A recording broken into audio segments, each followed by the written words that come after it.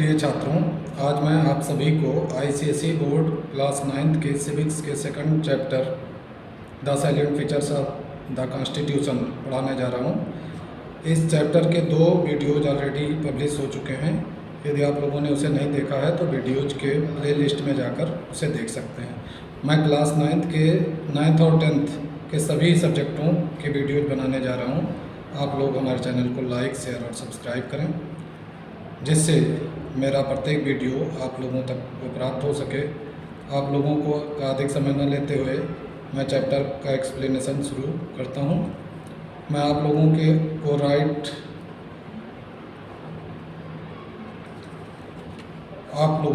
Right तक का पढ़ा चुका था। वारंटो को पढ़ा चुका था। अब मैं आप लोगों को 7th राइट जो है वह है राइट टू एजुकेशन, उसे पढ़ाने जा रहा हूँ। तो आप लोग ध्यान दीजिए और लाभ उठाइए। वर्ड टू वर्ड एक्सप्लेनेशन आपको लोग मिलेगा, जिससे आप लोग चैप्टर को भली बात समझ जाएंगे। तो शुरू करता हूँ। Right to education. This right has been guaranteed by constitution 86 amendment act 2002। ये राइट जो है राइट टू एजुकेशन, इसकी गारंटी कॉन्स्टिट्यूशन के 86 अमेंडमेंट 86वें संविधान संशोधन द्वारा, जो कि 2002 में हुआ था, गारंटी दी गई है राइट टू एजुकेशन को। By this act a new article 21A has been inserted in the constitution. इस एक्ट के माध्यम से एक नया आर्टिकल इंसर्ट किया गया है कॉन्स्टिट्यूशन में, 21A। विच स्टेट्स, जो हमें बताता है the state shall provide free and compulsory education to all children of the age of 6 to 14 years in such manner as the state may by law determine। तो इसमें कहा गया है कि the state shall provide free and compulsory education, कि जो राज्य सरकारें हैं वो फ्री और कंपलसरी एजुकेशन को प्रोवाइड करेंगी, मतलब मुफ्त की शिक्षा देंगी, to all children of the age of 6 to 14, सभी बच्चों को जो 6 साल से 14 साल के बीच के हैं, ईयर्स, इन सच आ मैनर, कुछ इस ढंग से, एज द स्टेट में बाय लॉ डिटरमाइन, जो स्टेट कानून के माध्यम से डिटरमाइन करेगा, निश्चित करेगा। अब दूसरा उसके बाद का राइट जो है वह है राइट टू प्रॉपर्टी। वो संपत्ति का अधिकार है, संपत्ति रखने का अधिकार। आर्टिकल 31 ऑफ द कॉन्स्टिट्यूशन का article 31 of the constitution had earlier empowered the citizens, इससे पहले ही एम्पावर्ड कर चुका है सिटीजन्स को, मतलब सिटीजन्स को यह अधिकार दे चुका है ऑफ इंडिया के, टू परचेज, कि वो परचेज करें, होल्ड, परचेज कर सकते हैं, होल्ड कर सकते हैं मतलब रख सकते हैं, मतलब खरीद सकते हैं, उसे रख सकते हैं, and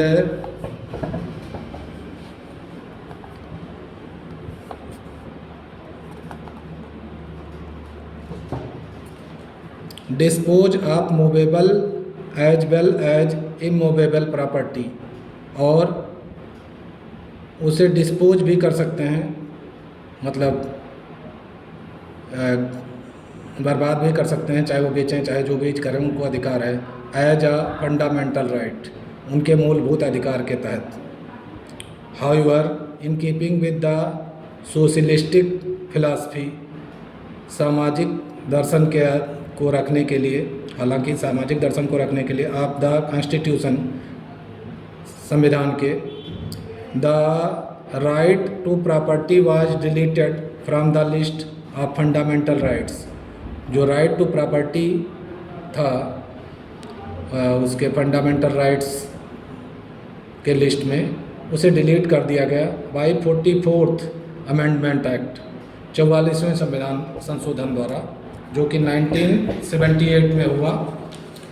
this amendment made the right of property, जो राइट ऑफ प्रॉपर्टी है उसे इस अमेंडमेंट ने बना दिया, आर्टिकल 300A में डाला है आ लीगल राइट। इसे लीगल राइट के तहत कर दिया कि ये मूलभूत अधिकार ना होकर के कानूनी अधिकार इसे बना दिया। अब check on arbitrary actions of the state, इसका भी अधिकार है, दिया गया है। तो the fundamental right secured to the individual, जो फंडामेंटल राइट है उसने सिक्योर किया है हर व्यक्ति को। ये इतने सारे जो फंडामेंटल राइट्स हम में मिले हुए हैं, इसने सिक्योर किया है हर इंडिविजुअल को, हर व्यक्ति को। Are in the nature of limitations, कि वो प्रकृति के स्वाभाविक लिमिटेशन में रहे। Are restrictions on the arbitrary actions of the state, तो वो लिमिटेशंस और एक्शन रेस्ट्रिक्शंस के बीच रहेगा, मतलब सीमाओं और रुकावटों के मध्य रहेगा। Arbitrary actions of the states, सरकार जो भी एक्शन लेती है उसके। Article 13A declares, article 13A में डिक्लेयर किया गया है that all laws of executive orders enforce immediately, तो एग्जीक्यूटिव ऑर्डर के सभी लॉ तुरंत ही इन्फोर्स्ड हो जाएंगे before the commencement of the constitution. Constitution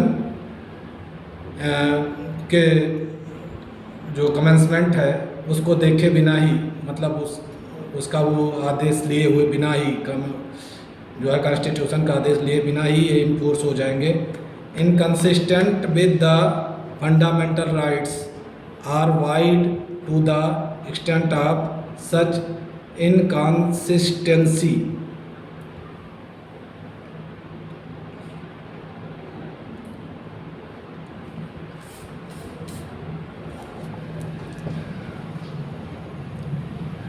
तो आर्टिकल 13(2) डिक्लेयर करता है that all laws of executive यानी कार्यपालिका के सभी नियम या ऑर्डर्स इन फोर्स इमीडिएटली, तुरंत ही एक्शन में आ जाएंगे। Before the commencement of the constitution, constitution के आदेश लिए बिना ही, inconsistent with the fundamental rights, जो फंडामेंटल राइट्स से के अंदर होंगे। Are void to the extent of such inconsistency, और अगर कोई इनकंसिस्टेंसी होती है तो दिस आर्टिकल 10 प्रोवाइड, इस तरह से ये आर्टिकल प्रोवाइड करता है for judicial review of all legislations in India. इससे यह है कि जो संविधान मान लिया इम्पोर्स तो हो ही जाएंगे, लेकिन उसके खिलाफ जो है अगर कोई ऐसा कानून बना है जो संविधान के खिलाफ है, तो जनता जो है उसका आदेश लेने के लिए सरकार को बाध्य कर सकती है।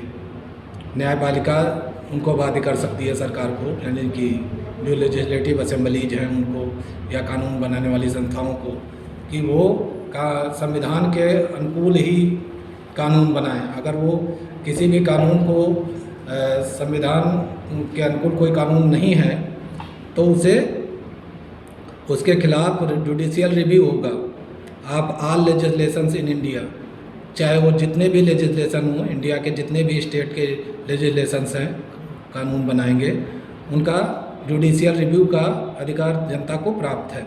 However the constitution has empowered the state, हालांकि इससे जो है कॉन्स्टिट्यूशन ने स्टेट को ये शक्तियाँ दे दी है, स्टेट सरकार को, to make valid exceptions to the right on the ground such as security of the state, public order, public morality etcetera. हालांकि सरकार को यह अधिकार है कि इस आधार पर वो कानून बना सकती है कि भाई यहाँ पर देश की सुरक्षा का मामला है, राज्य की सुरक्षा का मामला है, या पब्लिक ऑर्डर, कानून व्यवस्था को बनाए रखने के लिए ऐसा करना ज़रूरी है, पब्लिक मोरलिटी, पब्लिक में नैतिकता बनाए रखने के लिए ऐसा ज़रूरी है। ये सब चीज़ें वो कोर्ट में अपने पक्ष को रख सकती है। लेकिन अगर वो संविधान के खिलाफ कुछ भी कानून बनाती है तो जनता उनके खिलाफ न्यायालय में जा सकती है। यही इस जो आर्टिकल 13(2) है, यही इसमें यही चीज़ें लिखी गई हैं।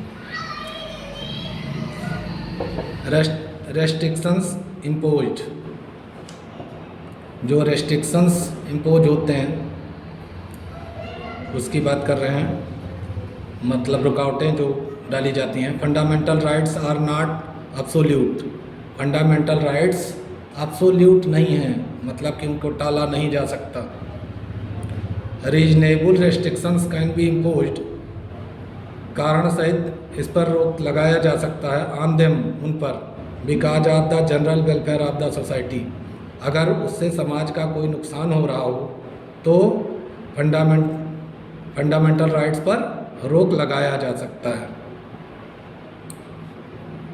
The fundamental rights can be suspended, तो फंडामेंटल राइट्स को सस्पेंड किया जा सकता है। When the president declares a state of emergency, जब प्रेसिडेंट जो है इमरजेंसी का डिक्लेयर कर दे, किस देश में इमरजेंसी का की स्थिति है, तो सारे फंडामेंटल राइट्स अपने आप सस्पेंड हो जाएंगे इन द कंट्री, देश में। इन केस ऑफ वार, जैसे लड़ाई का टाइम हो, या एक्सटर्नल अग्रेशन और आर्म्ड रिबेलियन, या कोई विदेशी अटैक हो रहा हो, या फिर आर्म्ड फोर्सेज जो हमारी हैं, सेनाएं, अगर वो विद्रोही बन जाती हैं, ऐसी स्थिति में such a suspension of rights is temporary, लेकिन ये खाली टेम्पररी रूप से जो है कानूनों, ये जो फंडामेंटल राइट्स हैं, इन पर रेस्ट्रिक्शन लग सकता है, रोक लग सकती है। As soon as the emergency is over, जैसे ही इमरजेंसी ख़त्म होगा, द राइट्स आर रिस्टोर्ड, तो ये कानून, ये जो हमें अधिकार प्राप्त हैं, वो फिर से हमें प्राप्त हो जाएंगे। For the security of the state, राज्य की सुरक्षा के लिए, एंड नेशनल इंटरेस्ट, और राष्ट्र के भलाई के लिए, reasonable restrictions on the fundamental rights can be imposed, कारण सहित रुकावट डाली जा सकती है फंडामेंटल राइट्स पर सरकारों द्वारा। Parliament has the power, parliament को पावर मिला हुआ है, to modify the applications of fundamental rights, कि जो फंडामेंटल राइट्स के एप्लीकेशन से उनको मॉडिफाई कर पाए, to the members of the armed forces, जो आर्म्ड फोर्सेज के मेंबर्स हैं उनके सामने। पुलिस फोर्स और इंटेलिजेंस, जो पुलिस फोर्स है या इंटेलिजेंस ऑर्गेनाइजेशंस हैं, जो सूचनाएं देते हैं सरकार को, गुप्त सूचनाएं देते हैं, वो इंटेलिजेंस ऑर्गेनाइजेशंस कहलाते हैं। So as to ensure proper discharge of their duties, जिससे कि वो अपना सही से काम कर सकें, सही से काम करें, और अगर वो सही से काम नहीं करते हैं तो मतलब फंडामेंटल राइट्स को भी रोका जा सकता है। There are some laws which restrict the use of these rights, कुछ ऐसे कानून हैं जो इन राइट्स को पर रेस्ट्रिक्शन लगाते हैं, मतलब रोक लगाते हैं, इन पब्लिक इंटरेस्ट, जनता की भलाई के लिए। The maintenance of internal security act, MISA short form है, इसका फुल फॉर्म है maintenance of internal security act. एक बनाया गया है जिससे कि ज़रूरत पड़ने पर फंडामेंटल राइट्स को सस्पेंड किया जा सके। Defence of India rules DIR, preventive detention act PDA, ये सब शॉर्ट फॉर्म है। शॉर्ट फॉर्म से फुल फॉर्म भी पूछा जा सकता है। The national security act 1980 NSA, essential services maintenance act ESMA etcetera, ये सब बनाए गए हैं। Are made to safeguard the interest of the nation, जिससे कि देश की सुरक्षा को महत्व दिया जा सके और सरकारें जो है देश की सुरक्षा को प्राथमिकता दे पाए और फंडामेंटल राइट्स को सस्पेंड कर सके। But they are curtail the use of fundamental rights, लेकिन वो फंडामेंटल राइट्स के यूज को थोड़ी देर के लिए ही रोक सकते हैं।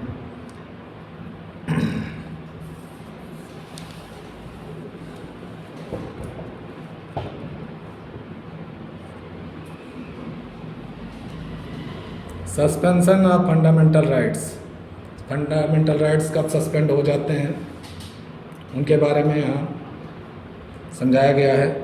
The fundamental rights guaranteed bye the constitution, जो मूलभूत अधिकारों की गारंटी कॉन्स्टिट्यूशन ने लिया है, संविधान ने लिया है, रिमेन सस्पेंडेड, वो सस्पेंड हो जाता है while a proclamation of emergency is made, जब इमरजेंसी की घोषणा कर दी जाती है बाय द प्रेसिडेंट द्वारा, मतलब हमारे राष्ट्रपति द्वारा, अंडर आर्टिकल 352। एक आर्टिकल है 352 इसी के द्वारा।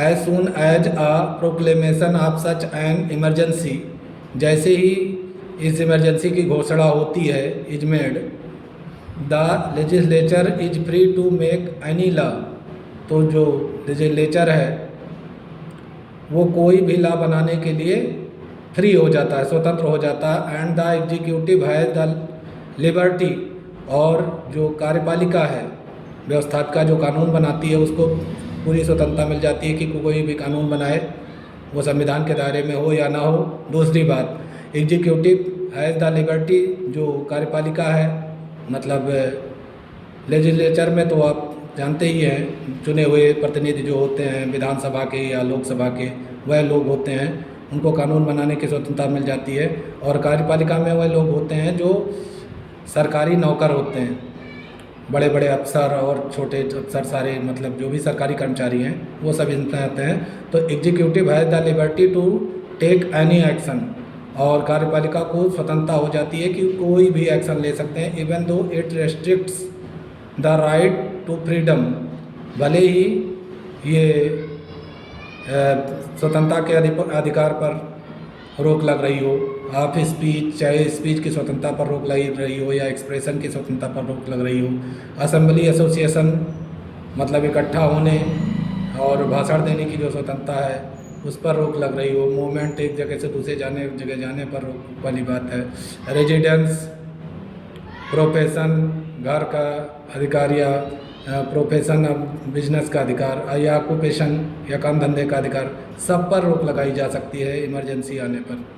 अगर देश की भलाई और इमरजेंसी की बात आ जाए तो these restrictions remain in effect, ये रेस्ट्रिक्शन तभी तक प्रभाव में रहते हैं only as long as the emergency is in operation, केवल तभी तक रहते हैं जब तक कि इमरजेंसी जारी रहती है। When the proclamation of emergency is in operation, जब इमरजेंसी की घोषणा अपना कार्य कर रही होती है, the president may by order declare that the right to move a court, कि तब तक जो है राष्ट्रपति आदेश दे सकता है कि कोर्ट तक मूव करना for the enforcement of the fundamental rights, जिससे कि फंडामेंटल राइट्स का अधिकार प्राप्त हो सके, मूलभूत अधिकार प्राप्त होकर शैल रिमेन सस्पेंडेड, तब तक जो है ये सस्पेंड रहेगा, मतलब तब तक कोर्ट में जाकर भी फंडामेंटल राइट्स को प्राप्त नहीं किया जा सकता। In case of such a situation, ऐसे मामलों में the supreme court and the high courts, जो सुप्रीम कोर्ट और हाई कोर्ट्स होते हैं, शैल बी पावरलेस, उनकी सारी शक्तियाँ छीन ली जाती हैं इमरजेंसी के टाइम में, टू इश्यू द रिट, कि वो कोई मतलब रिट जारी कर सकें, और to make any other order, या कोई दूसरा आदेश दे सकें, to the enforcement of any fundamental rights, जिससे कि किसी भी फंडामेंटल राइट्स को लागू करने का कराया जा सके। तो ऐसा कोई आदेश हाई कोर्ट या सुप्रीम कोर्ट उस समय नहीं दे सकती इमरजेंसी के समय। फंडामेंटल ड्यूटीज, आप सबने फंडामेंटल राइट्स के बारे में तो पढ़ लिया, अच्छे से जान लिया कि हमें कितने सारे अधिकार मिले हुए हैं जिससे कि हम स्वतंत्र रूप से जी सकें। लेकिन उसके साथ साथ कुछ ड्यूटीज को भी संविधान में बताया गया है कि यहाँ के नागरिकों की ड्यूटी क्या होगी, उनके कर्तव्य क्या होंगे। Duties and rights go hand in hand. अधिकार और कर्तव्य एक दूसरे के पूरक हैं। There can be no right in a society, समाज में कोई अधिकार नहीं होगा, where there are no duties, जहाँ कर्तव्य नहीं होंगे। जब कर्तव्य नहीं तो अधिकार नहीं, एक दूसरे के पूरक होते हैं। एग्जाम्पल के लिए, if we have a right to life, यदि हमें जीवन का अधिकार प्राप्त है, इट इज़ आवर ड्यूटी, तो ये हमारा कर्तव्य बनता है, टू रेस्पेक्ट अदर्स लाइफ, तो हम दूसरे के जीवन की का आदर करें, कि मतलब उसे भी जीने का अधिकार प्राप्त है। And not to injure another person, और दूसरे को हम चोट या घाव नहीं पहुंचा सकते। सिमिलरली, इसी तरह the right to freedom implies, right to freedom जो है ये भी इम्प्लाई करता है that we have to maintain a safe restraint and accord similar rights to others which we want for ourselves. इसी तरह से जो राइट टू फ्रीडम है ये भी ये बताता है कि अगर हमें स्वतंत्र रूप से रहने का अधिकार है तो दूसरों को भी उसी तरह से स्वतंत्र रहने का अधिकार प्राप्त है। ये हमारी ड्यूटी बन जाती है, प्राप्त हो उसको, उसके स्वतंत्र रूप से रहने के अधिकार में हमें बाधा नहीं डालनी चाहिए, ये हमारा कर्तव्य बन जाता है। Which we want to ourselves, जैसा कि हम अपने लिए चाहते हैं। It was in keeping with these ideas, इन्हीं बातों का ध्यान रखते हुए, in view that fundamental duties were incorporated in constitution of India, इसी बात का ध्यान रखते हुए फंडामेंटल राइट्स को भी डाल दिया गया हमारे कॉन्स्टिट्यूशन में। तो फंडामेंटल राइट्स कौन कौन से हैं ये आप देख सकते हैं यहाँ पर।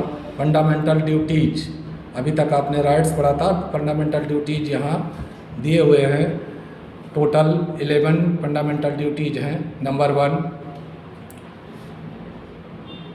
To abide by the constitution and to respect the national flag and the national anthem, संविधान से सहमत रहना और राष्ट्र का जो झंडा है, राष्ट्रीय झंडे का आदर करना और राष्ट्रीय गीत का आदर करना, ये हर सिटीजन का कर्तव्य है। दूसरी और महत्वपूर्ण बात, to follow the noble ideas, आदर्श विचारों को फॉलो करना, ये दूसरा कर्तव्य बन जाता है हर सिटीजन का, हर नागरिक का। टू अपहोल्ड करने and protect the sovereignty, unity and dignity, integrity of India, कि वो बचा के रखें किसका, सॉवरेनिटी, संप्रभुता, एकता और अखंडता, भारत की संप्रभुता, एकता और अखंडता को बचा के रखें, ये तीसरा कर्तव्य है। चौथा कर्तव्य जो हमारा है वो है to defend the country and to render national service, मतलब देश की रक्षा करें और देश की सेवा के लिए अपने आप को हमेशा तैयार रखें। पांचवी जो हमारी ड्यूटी बनती है वो है टू प्रमोट हार्मोनी हारमोनी को प्रमोट करें, मतलब सौहार्द को, सौहार्द मतलब भाईचारे को, एंड ब्रदरहुड, तो सौहार्द और भाईचारे को बढ़ावा दें। इसके साथ साथ to preserve rich cultural heritage, जो हमारा प्रिजर्व करना है, हमें सुरक्षित रखना है, जो हमारा हेरिटेज है, कल्चरल हेरिटेज है, मतलब जो भी देश के प्राचीन धरोहरें हैं उनकी रक्षा करना हमारा कर्तव्य है। टू प्रोटेक्ट नेचुरल इन्वायरमेंट, प्राकृतिक पर्यावरण को बचाए रखना भी हमारा कर्तव्य है। To develop scientific temper,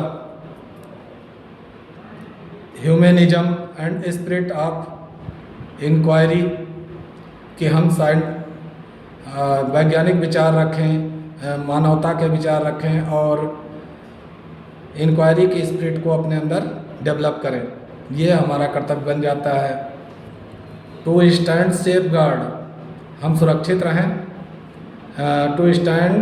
to safeguard public property and abjure violence, मतलब कि हम अपने पब्लिक, जो हमारे देश की प्रॉपर्टी है, सार्वजनिक प्रॉपर्टी है, पब्लिक प्रॉपर्टी है, उसको बचा के रखें और खून खराबा ना करें।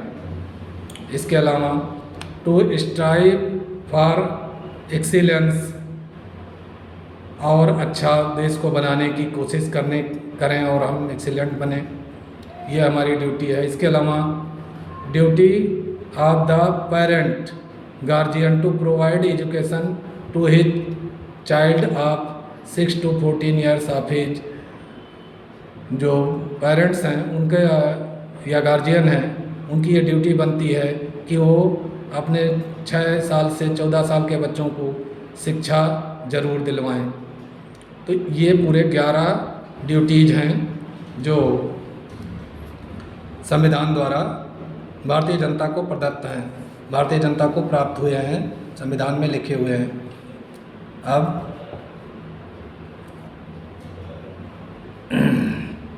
काइंड्स ऑफ ड्यूटीज़ के प्रकार, तो हमने आपको शार्ट में वहाँ बता ही दिया है।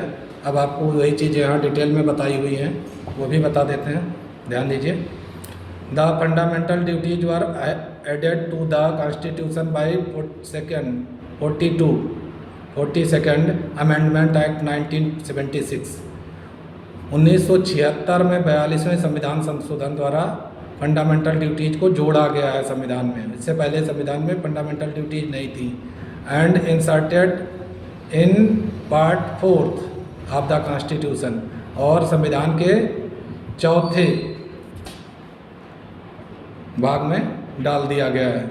द आर्टिकल 51A, जो आर्टिकल 51A है ऑफ द कॉन्स्टिट्यूशन, वो स्टेट करता है, वो बताता है, states the following 10 duties of the citizens. नीचे जो 10 ड्यूटीज दिए गए हैं भारत के नागरिकों के, वो हैं to abide by the constitution and respect its ideals and institutions, the national flag and the national anthem, ऊपर पढ़ा चुका हूँ इसलिए उसको बहुत ज़्यादा एक्सप्लेन नहीं कर रहा हूँ।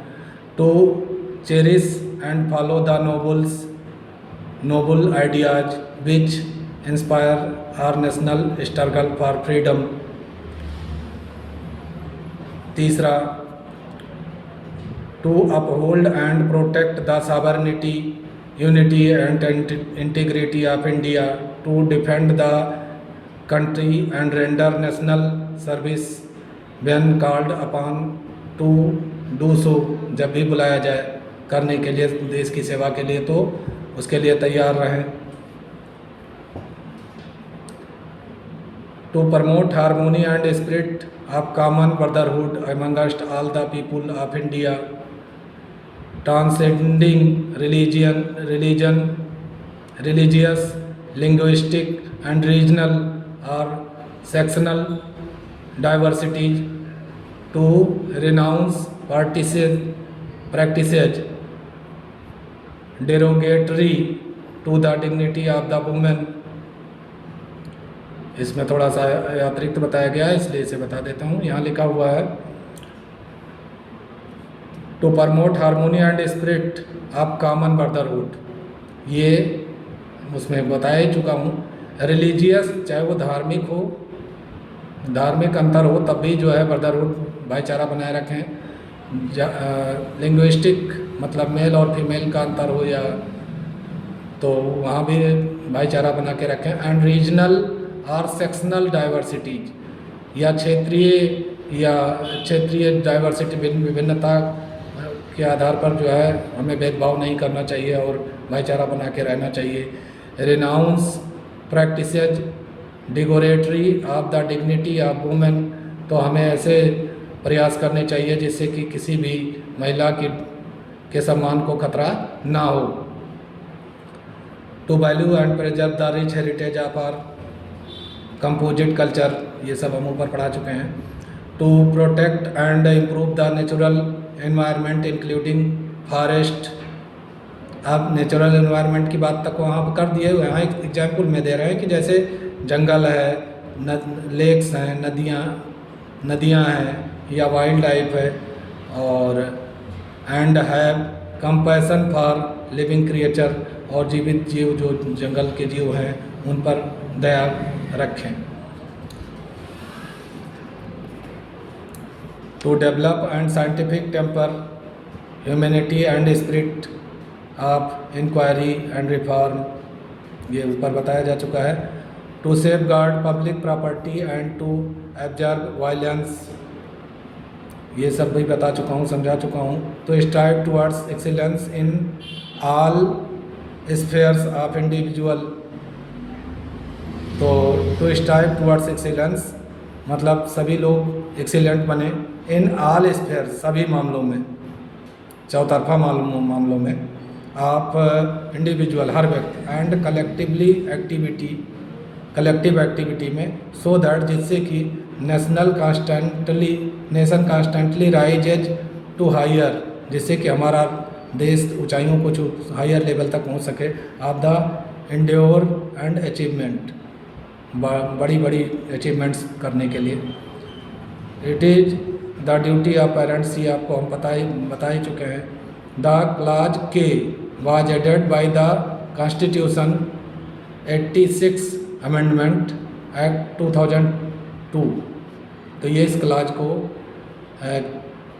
के को ऐड किया गया है कॉन्स्टिट्यूशन में 86 अमेंडमेंट। ये जो के है, के मतलब 11th, जे तक तो 10th तक तो था ही, ये 11वां जो कर्तव्य दिया गया है, ड्यूटी दी गई है, ये 86 अमेंडमेंट इसके द्वारा जोड़ा गया है। मतलब कि 86वें संविधान संशोधन जो 2002 में हुआ उसके माध्यम से जोड़ा गया है। Importance of fundamental duties, fundamental duties के फ़ायदे क्या हैं, क्यों जोड़ दिया गया है फालतू में, ये जानना है फालतू में है या सच में किसी फ़ायदे का है। The fundamental duties are enlisted in the constitution of India, तो फंडामेंटल ड्यूटीज को इनलिस्ट किया गया है कॉन्स्टिट्यूशन, इंडिया के कॉन्स्टिट्यूशन में। उसका क्या कारण है? To make the citizens aware of their social and economic obligations, जिससे कि भारत की जनता ये जान सके कि उसके सामाजिक और आर्थिक कर्तव्य क्या हैं। To warn them to do and not to do, और उन्हें चेतावनी दिया जाना कि क्या करना चाहिए और क्या नहीं करना चाहिए। Certain things in the interest of their country, कुछ चीज़ें जो उनके देश की भलाई के लिए हैं। फेलो सिटीजन्स एंड देमसेल्व्स, अपने साथ में रहने वाले नागरिकों के साथ और खुद के साथ। To protect and awaken the people to their cultural heritage, और जो उनका मतलब जागरूक बनाना, नागरिकों को जागरूक बनाने की कोशिश है कि वो अपने जो जो कल्चरल सांस्कृतिक धरोहर है प्राचीन काल से हमारे पास उपलब्ध हैं, उनको बचाएं। To tame the unruly element in the society, मतलब ज़बरदस्ती कोई काम करना या दबंगई करना, ऐसे एलिमेंट्स को समाज में ना हो और लोग ये समझ सकें कि क्या करना चाहिए और क्या नहीं करना चाहिए। To strengthen national harmony as they stir up patriotism, और देश की जो सौहार्द है उसको मजबूती देने और देशभक्ति की भावना को विकसित करने के लिए इसको डाला गया है।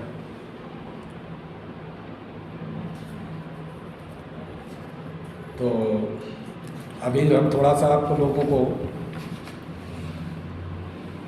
शार्ट में जितने भी राइट्स हैं उनको बता दें कि कितने राइट्स हैं और वो किन किन आर्टिकल्स में हैं, उसे आप देख लें और समझ लें। तो जैसा कि राइट टू एजुकेशन को बाद में जोड़ा गया था, उसको हम आपको डिटेल में पढ़ा ही चुके हैं। पहले शुरू में हमारे संविधान में 6 मूलभूत अधिकार थे, जो हैं राइट टू इक्वलिटी, समानता का अधिकार, राइट टू फ्रीडम, स्वतंत्रता का अधिकार, राइट अगेंस्ट एक्सप्लॉयटेशन, अगर कोई उन्हें किसी को बर्बाद करने की कोशिश कर रहा है तो उसके खिलाफ जाने का अधिकार दिया गया है, जनता को न्यायालय में जाने का अधिकार। तो ये तीसरा अधिकार है। और right to freedom of religion, धार्मिक स्वतंत्रता का अधिकार कि कोई भी धर्म मान सके, ये आर्टिकल 25 से लेकर के 27 तक है। जैसा कि आप पहले से भी जान चुके हैं, आर्टिकल 14 से 18 तक आपका राइट टू इक्वलिटी है, और राइट टू फ्रीडम जो है आर्टिकल 19 से लेकर के 22 तक है। राइट अगेंस्ट एक्सप्लॉयटेशन 23 और 24 आर्टिकल में दिया गया है। और right to freedom of religion article 25, 26 और 27 में दिया गया है।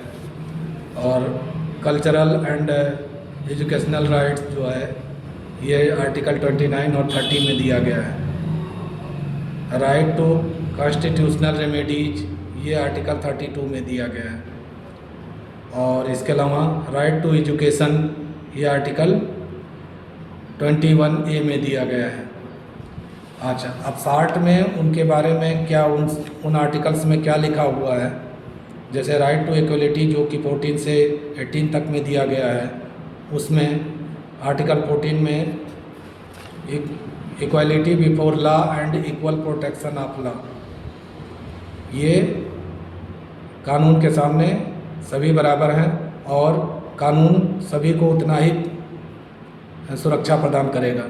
दूसरा 14th में जो बताया गया आर्टिकल 14 में प्रोहिबिशन ऑफ डिस्क्रिमिनेशन, मतलब भेदभाव पर रोक लगाई गई है कि कोई भेदभाव नहीं कर सकता, ये आर्टिकल 15 में है संविधान के। संविधान के आर्टिकल 16 में जो है equality of opportunity in respect of employment, मतलब रोजगार से संबंध के मामले में राज्य सरकारें सभी को बराबरी का दर्जा देंगी। और 17वें आर्टिकल में कहा गया है, 17th आर्टिकल में, अबोलिशन ऑफ अनटचेबिलिटी की जो छुआछूत की प्रथा थी उसको समाप्त किया जाएगा। दूसरा आर्टिकल 18 में कहा गया अबोलिशन ऑफ टाइटल्स, कि टाइटल्स को ख़त्म कर दिया जाएगा, किसी के पीछे जो धार्मिक टाइटल या राजा महाराजा जैसे टाइटल लगे हुए होते हैं, जिससे कि सामान्य जनता और उनमें अंतर किया जाए, उनको ख़त्म करने का। अच्छा, अब राइट टू फ्रीडम जो कि 19 से लेकर के 22 तक है, उसमें क्या क्या है कि आर्टिकल 19 में freedom of speech, expression, assembly, movement, settlement and profession, ये सब दिया हुआ है आर्टिकल 19 में। क्या क्या दिया है? स्पीच की स्वतंत्रता, एक्सप्रेशन की स्वतंत्रता, असेंबली की करने की स्वतंत्रता, ढेर सारे लोग इकट्ठा होने की स्वतंत्रता, और मूवमेंट मतलब एक जगह से दूसरी जगह जा कर के सेटलमेंट बना सकते हैं, और कोई भी बिजनेस या प्रोफेशन कर सकते हैं, ये आर्टिकल 19 में दिया हुआ है। राइट टू फ्रीडम के आर्टिकल 19 में। राइट टू फ्रीडम के आर्टिकल 20 में कहा गया है कि protection against conviction of offences, अगर कोई किसी के साथ कोई ऑफेंस करता है, मतलब अपराध करता है, तो उसके खिलाफ उनको सुरक्षा का अधिकार है। ये आपका आर्टिकल 20 में है। आर्टिकल 21 में protection of life and liberty, life और लिबर्टी की का प्रोटेक्शन करने के लिए आर्टिकल 21 है। आर्टिकल 22 है protection against arrest and detention in the certain cases. तो किसी केस में जो है अरेस्ट किया गया है या डिटेंशन किया गया है तो उसके खिलाफ प्रोटेक्शन के लिए आर्टिकल 22 है। राइट अगेंस्ट एक्सप्लॉयटेशन 23 और 24 में दिया गया है, और ये prohibition of traffic in human beings and forced labour, मतलब ट्रैफिक का मतलब यहाँ पर खरीदना बेचना तो पूरी तरह से मना किया गया है। मनुष्यों की खरीद बेच पर पूरी तरह रोक लगी हुई है और किसी से ज़बरदस्ती लेबर नहीं कराया जा सकता। यह आर्टिकल 23 में कहा गया है। आर्टिकल 24 में कहा गया है prohibition of employment of children, तो बच्चों के एम्प्लॉयमेंट पर रोक लगा दी गई है जो 14 ईयर्स की एज से कम है, उनको फैक्ट्रीज और माइंस जैसे खतरनाक जगहों पर नहीं लगाया जा सकता। ये आर्टिकल 24 में दिया गया है राइट अगेंस्ट एक्सप्लॉयटेशन शीर्षक के अंतर्गत। अब right to freedom of religion, इसके 3 आर्टिकल हैं, 3 क्यों, आर्टिकल 25, 26, 27, 28, 4 आर्टिकल हैं। और इनमें क्या बताया गया है, धार्मिक स्वतंत्रता के अधिकार के चारों आर्टिकल में क्या कहा गया है कि freedom of conscience, profession, preaching and propagation, इसकी स्वतंत्रता है। Freedom to manage religious affairs, इसकी स्वतंत्रता है। और freedom from payment and taxes for promoting particular religion, इसके अलावा आर्टिकल 28 में कहा गया है freedom from attendance at religious institutions in certain educational institutions. इसके अलावा कल्चरल एंड एजुकेशनल राइट्स, इसको 2 आर्टिकल में दिया गया है। वह दोनों आर्टिकल में क्या कहा गया है, protection of language, script, culture end of minorities, जो माइनॉरिटीज हैं वो अपने भाषा, स्क्रिप्ट और कल्चर का प्रोटेक्शन कर पाएँ, इसके लिए आर्टिकल 29 में लिखा गया है। और आर्टिकल 30 लिखा गया है, आर्टिकल 30 में right to establish and administrate minority educational, social and cultural institution, कि माइनॉरिटी लोग भी जो है अपना एजुकेशनल और सोशल और कल्चरल इंस्टीट्यूशंस की स्थापना कर सकते हैं जिससे कि उनके धर्म को बढ़ावा मिल सके। और आर्टिकल 32 में इश्यू किया गया issue of writs, right to constitutional remedies, issue of writs, habeas corpus, mandamus, prohibition और सरसरी को वारंटो, ये सब चीज़ें दी गई हैं आर्टिकल 32 में। इसी तरह राइट टू एजुकेशन जो कि आर्टिकल 21A में जोड़ा गया है, 21 का में ही जोड़ दिया गया है, जो राइट टू फ्रीडम है उसी के आर्टिकल 21 का एक क्लास बना दिया गया है। उसमें कहा गया है free of compulsory education to all the children of the age of 6 to 14 years. तो हमने इसको शॉर्ट्स में थोड़ा एक्सप्लेन कर दिया जिससे कि पूरे चैप्टर को पढ़ने के बावजूद भी बच्चे पूरी बात नहीं समझ पाते, तो उन सब के लिए ये कोशिश है कि वो समझ पाएँ और अपने सही आंसर दे करके अच्छे मार्क्स प्राप्त कर सकें। अब टर्म्स टू रिमेंबर, कौन कौन से टर्म्स हैं जिनको रिमेंबर करने वाले हैं, जैसे सिटीजनशिप क्या है, citizenship the right of a person to be legally recognized as a member of the country. तो ये अधिकार है जनता के प्रत्येक नागरिक का कि वो सरकार उन्हें पहचाने और उन्हें देश का मेंबर माने, ये है सिटीजनशिप। और एडल्ट फ्रेंचाइजी क्या है, एडल्ट फ्रेंचाइजी ये है the right to vote given to persons of 18 years of age, मतलब कि 18 ईयर्स के एज का अगर हो जाए इंसान तो वोट देने का अधिकार पा जाए एंड एबव और उसके एबव हो तो इर्रेस्पेक्टिव ऑफ कास्ट, भले ही वो किसी जाति का हो, कलर का हो या क्रीड का हो या फिर कोई क्वालिफिकेशन उसकी ना हो या बहुत सारा पढ़ा लिखा हो, उससे कोई मतलब नहीं। सिविल लिबर्टीज, ये फ्रीडम ऑफ ऑर्डिनरी सिटीजन, तो सामान्य जनता की स्वतंत्रता, ये सिविल लिबर्टीज इसका मतलब है। सिविल लिबर्टीज का मीनिंग ये है, सबका मीनिंग यहाँ हम बता रहे हैं आपको। और कॉन्स्टिट्यूशनल अमेंडमेंट का मतलब है चेंजेज या मॉडिफिकेशंस, जो चेंज किए गए या उसमें कुछ बदलाव लाया गया या कुछ जोड़ा गया, addition to the constitution. Constitution में जब कुछ चेंज लाया जाता है या मॉडिफिकेशन किया जाता है या कुछ जोड़ा जाता है उसमें, तो उसे कॉन्स्टिट्यूशनल अमेंडमेंट कहते हैं। और कन्विक्शन क्या है? कन्विक्शन का मतलब है an instance of having committed and criminal offence. Conviction का मतलब है कोई इंस्टेंस, कोई घटना जिसमें क्रिमिनल ऑफेंस किया गया हो, मतलब अपराध किया गया हो। और क्या लिखा? Covenant of formal agreement. Covenant का मतलब है एक फॉर्मल एग्रीमेंट। और इसी तरह कम्युनल रिवोट्स का क्या मतलब है? रिवोट्स मतलब विद्रोह होता है, रिजल्टिंग फ्रॉम फ्रिक्शन, जो आसपास रहने से जो रिवोल्ट हो जाते हैं, विद्रोह हो जाता है, लड़ाई झगड़े हो जाते हैं बिटवीन टू और मोर कम्युनिटीज, दो या दो से अधिक संप्रदायों में। और एक्सप्लॉयटेशन का क्या मीनिंग है? Taking unfair advantages of someone, किसी भी व्यक्ति का जो फेयर तरीका ना हो, किसी का गलत तरीके से किसी का फ़ायदा उठाना, ये इसका मतलब है।